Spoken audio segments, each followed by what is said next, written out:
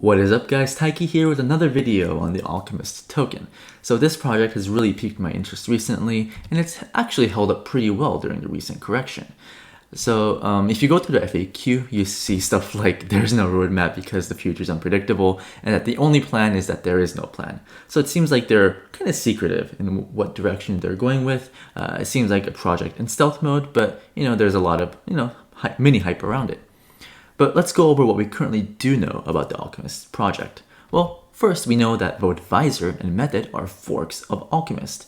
What is Visor specifically trying to do? Well, they're trying to solve the LP problem that's going to come up with the Uniswap v3, because Uni v3 it's gonna introduce concentrated liquidity, where you can no longer just blindly provide liquidity along a single curve x times y equals k. You have to provide concentrated liquidity along a certain price range, meaning you have to monitor your positions more closely. It's going to professionalize the LP space when it comes to Uniswap v3. Well, we also know that the lead developer for Alchemist is the Ghost app, or Stefan, who is also the GigaBrain leader behind Flashbots, who's tackling MEV. Well, we also know Fiskantes, who is the VC, one of the VCs for Z Prime Capital, is also back in the project.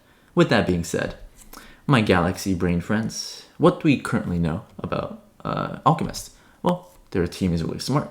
They're focusing on NFT smart vaults, maybe related to Uniswap v3, and we know that they're closely related to Flashbots, which is tackling MEV. Luckily for you guys, I have some serious alpha that I can share about the Alchemist token. So earlier today, this screenshot was leaked to the Twitter community, and this was on the Alchemist GitHub before it was set to private. So let's go over, what MistX is. First, it bundles the front-end transactions into blocks. Second, it'll find MEV and then send them to miners through a direct connection. And this is exactly what a Flashbot is doing. So there's a one-to-one connection right there. So it looks like Mist is going to be, kind of a token for Flashbots. And third, it'll redistribute the resulting value back to MistX users who submitted trades by eliminating their transaction cost into the greater Alchemist community by further enriching their rewards pool. The rewards pool is tied to the NFT smart vaults that Alchemist is working on, called the Crucible. Okay, sounds really exciting. And the funny thing is, Fiskantes replied to this tweet with this image of MistX, surrealistic adventure that will become your world. And MistX takes your hand and leads you through the Dark Forest. And the Dark Forest is like a metaphor for the mempool, the Ethereum mempool, which is directly connected to MEV. And the funny thing is, Fiskantes actually deleted his tweet, so it seems like he got a little too excited about Alchemist, shared this picture he wasn't supposed to share, and his team was probably like, dude, what the fuck, like, take that tweet down, like, it's not supposed to be public.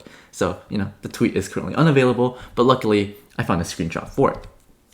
And, it seems like Fiskantes is really bullish on the project. He said he's not selling anytime soon. Only reason he'd sell is to LP and create another Crucible, or the NFT smart vault.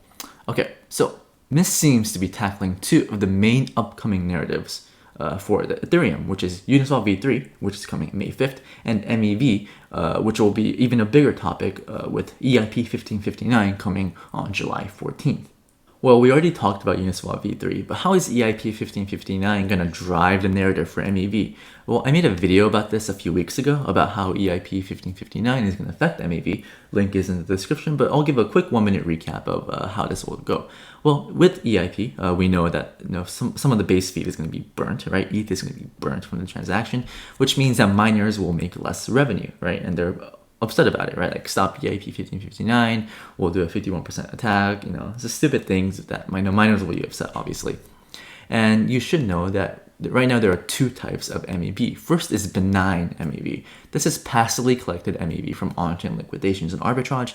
And second is malicious MEV. This is more for sophisticated miners. They extract more MEV by including their own transactions. Right now, most miner revenue comes from benign MEV. Miners aren't that sophisticated. They don't really know what DeFi is. They're just buying graphics processors and mining ETH, right?